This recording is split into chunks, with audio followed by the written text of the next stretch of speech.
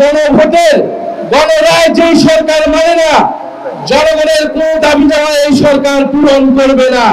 সরকার প্রতি পদে পদে এই বিশ্বাসঘাতকতা বাংলাদেশের জনগণের সাথে করে যাবে। কোন ধরনের পায়তারা করলে গদিতে বসতে পারবেন না। আপনাদের রক্ত ঝরছে, বাংলাদেশের মানুষ এটা দেখছে, বাংলাদেশের জনগণ আপনাদের সাথে আছে।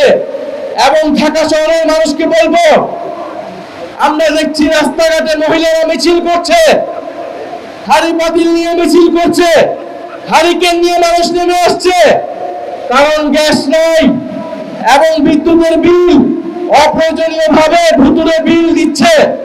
ঢাকা শহরের মানুষের উপরে এই যে নির্মম অত্যাচার এই সরকার শুরু করেছে, আমরা জানতাম এই অত্যাচার করবে, কারণ গণভোটের গণরায় যেই সরকার মানে না, জনগণের কোন দাবি দেওয়া এই সরকার পূরণ করবে না। ফলে এই সরকার যে বিশ্বাসঘাতকতা এই নির্বাচনের শুরু থেকেই করেছে, সরকার প্রতি পদে পদে এই বিশ্বাসঘাতকতা বাংলাদেশের জনগণের সাথে করে যাবে।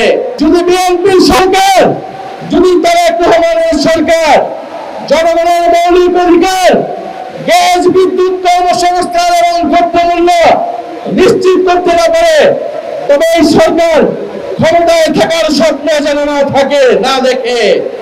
গ্যাসের দাম বৃদ্ধি করার কোন ধরনের পায়তারা করলে গদিতে বসতে পারবেন না। আপনারা দফায় দফায় 5 মাসে সিলিন্ডারের দাম বৃদ্ধি করেছেন, বিদ্যুতের দাম বৃদ্ধি করেছেন, জ্বালানির দাম বৃদ্ধি করেছেন, এখন গ্যাসের দাম বৃদ্ধি করার পায়তারা করছেন। এই পায়তারা অবিলম্বে বন্ধ করতে হবে।